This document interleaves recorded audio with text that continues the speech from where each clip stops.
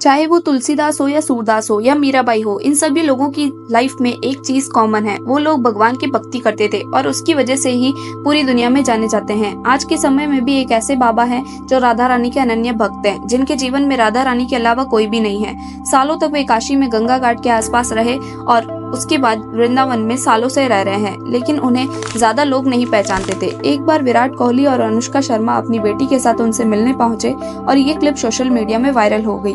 पीले कपड़े और माथे पर पीला चंदन लगाए महाराज जी की सादगी को देखकर लोग उनके फैन हो गए और वो इतने फेमस हो गए हैं कि अब लोग वृंदावन सिर्फ उन्हीं की से मिलने जाते हैं। जी हाँ दोस्तों, तो आज हम वृंदावन के प्रेमानंद जी महाराज के बारे में बात कर रहे हैं। उनकी लाइफ के बारे में आज हम डिटेल में समझेंगे। महाराज जी का जन्म कानपुर जिले के अखारी गांव में एक बेहद ही सात्विक ब्राह्मण परिवार में हुआ था। प्रेमानंद जी के बचपन का नाम अनिरुद्ध कुमार पांडे है। उनके घर का पूरा माहौल ही भक्ति भाव से भरा हुआ था। उनके दादाजी ने संन्यास ग्रहण कर लिया था, फिर उनके पिताजी श्री शंभू पांडे ने भी बाद के दिनों में संन्यास ग्रहण कर लिया था। वहीं उनकी माता श्रीमती रमा देवी भी भगवान की भक्ति में लीन रहती थी। माता और पिता मिलकर संतों की सेवा किया करते थे। उनके बाद उनके बड़े भाई श्रीमद् भगवत गीता का पाठ करके पूरे घर को सुनाया करते थे।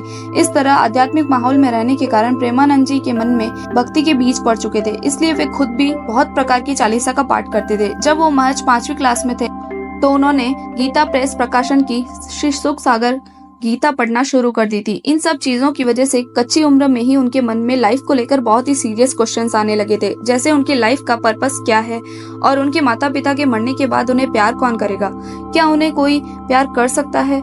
उन्हें अपने स्कूल लाइफ पर भी डाउट होने लगा था। उन्होंने अपने आप से एक सवाल किया कि क्या स्कूल जाकर उनके स्पिरिचुअल गोल कंप्लीट हो सकते हैं। इन सब का उत्तर जानने के लिए उन्होंने श्री राम जय जय राम और श्री कृष्ण गोविंद हरे मुरारी का जाप करना शुरू कर दिया था।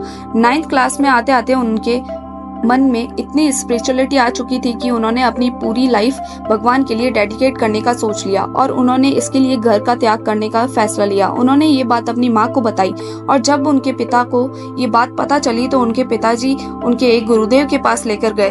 उन गुरुदेव ने कहा कि सिर्फ 1 सप्ताह इस बालक को मेरे पास छोड़ जाओ और 1 सप्ताह बाद ये भागकर वापस घर आ जाएगा और अगर ये वापस नहीं आया तो मैं इसे एक मंत्र दे दूंगा। पूरे 1 सप्ताह तक गुरुदेव उनके आश्रम के हर काम करवाते थे, चाहे खाने का इंतजाम करना हो या रात में सोने का प्रबंध। लेकिन जब आश्रम में कहीं से पेड़े या कोई दूसरी मिठाई भी आती थी तो उन्हें नहीं दी जाती थी। उन्हें सिर्फ एक समय शाम में खाने की अनुमति थी। दरअसल गुरुदेव को ऐसा लगता था कि ऐसा करने से प्रेमानंद जी डर जाएंगे और वापस घर चले जाएंगे, लेकिन वो अपनी धुन के पक्के थे।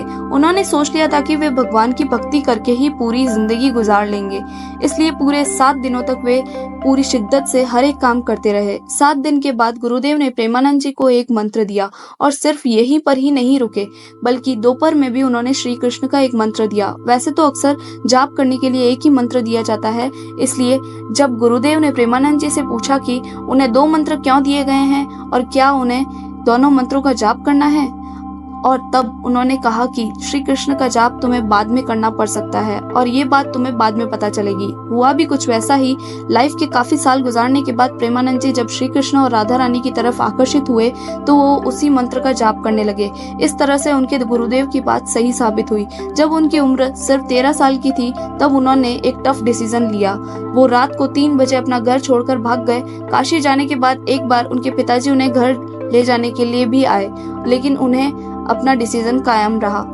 वो सिर्फ और सिर्फ भगवान को अपना मानना चाहते थे, इसलिए उनके पिता ने उन्हें कहा कि तुम्हारे बारे में कुछ भी गलत सुनने में नहीं आना चाहिए। तब उन्होंने अपने पिता को प्रॉमिस किया कि वो कभी भी गलत रास्ते पर नहीं चलेंगे।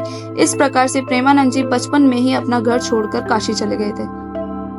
काशी में सालों की साधना के बाद एक दिन महाराज जी तुलसी घाट पर बैठकर ध्यान लगा रहे थे। तब उनके मन में विचार आया कि श्री कृष्ण नगरी वृंदावन कैसी होगी और वहाँ के लोग कैसे होंगे। दरअसल वे शंकर भगवान की आराधना करते थे।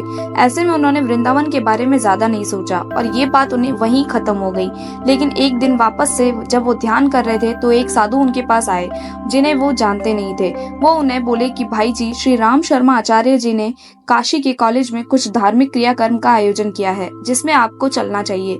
महाराज जी को भीड़ भाड़ में जाना पसंद नहीं था तो उन्होंने मना कर दिया, लेकिन साधु फिर से बोले श्री धाम वृंदावन से कलाकार आए हैं। लेकिन महाराज जी ने फिर से मना कर दिया। लेकिन प्रेमानंद जी को लगा कि ये महात्मा इतना जिद क्यों कर रहे हैं, जरूर इसके पीछे भगवान शंकर की कोई इच्छा होगी। ये सोच वे उनके के साथ चले गए। वहाँ श्री चैतन्य लीला चालू थी। उन्हें लीला देख अति आनंद आने लगा कि वे रात में रास लीला शुरू होने से पहले ही पहुंच गए। फिर पूरा 1 महीना लीला देखने गए। उन्हें 1 महीने का पता ही नहीं चला।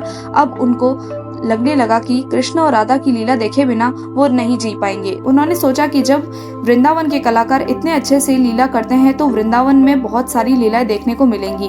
वो उन कलाकारों के पास गए और उनसे रिक्वेस्ट की कि वो लोग उन्हें भी वृंदावन ले चलें। तब उस लीला के संचालक बोले, भाई जी ऐसा संभव नहीं है, लेकिन उन्होंने इतना जरूर कहा कि बाबा आप एक बार वृंदावन आ जाइए, फिर बिहारी जी आपको नहीं छोड़ेंगे। उस दिन के बाद से उनका मन वृंदावन जाने को तरस रहा था। एक दिन तुलसी घाट पर वो ध्यान लगा रहे थे, तभी संकट मोचन हनुमान मंदिर के बाबा युगल किशोर उनके पास प्रसाद लेकर आए और उन्हें दिया, लेकिन प्रेमानंद जी ने मना कर दिया क्योंकि वो उन्हें नहीं जानते थे। फिर बाबा युगल किशोर जी ने कहा कि उन्हें अंदर से प्रेरणा आई है कि ये प्रसाद आपको ही देना चाहिए। इतना सुनने के बाद प्रेमानंद जी ने प्रसाद खा लिया। फिर युगल किशोर जी ने उन्हें अपनी कुटिया पर चलने के लिए कहा और प्रेमानंद जी ने उन्हें यह कहकर मना कर दिया कि वे सन्यासी है। फिर युगल किशोर जी ने भी कहा कि वे भी सन्यासी है, तो दोनों कुटिया चले गए। फिर बातों ही बातों में प्रेमानंद जी ने युगल किशोर जी से पूछा क्या वे उन्हें वृंदावन भेज सकते हैं। उन्होंने तुरंत ही इस बात के लिए हामी भर दी। उस समय कोई ट्रेन डायरेक्ट काशी से मथुरा के लिए नहीं थी, तो महाराज जी बाबा के साथ चित्रकूट आ गए, जहां दोनों 3-4 दिन रहे।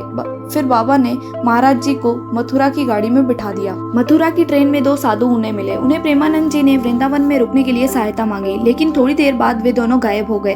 फिर अगले स्टेशन पर जय श्री कृष्ण बोलते हुए ठंड में एक आदमी उनके पास आया और उन्हें अपने घर पर ले गया, जहाँ उसने प्रेमानंद जी को न सिर्फ खाना खिलाया बल्कि उन्हें रुकने के लिए जगह भी दी। अगले दिन जब वो श्री द्वारकाधीश के दर्शन करने गए तो मंदिर पहुंचकर वे जोर जोर से रोने लगे, जैसे एक बच्चा बहुत सालों से अपने माँ बाप से बिछड़कर मिला हो।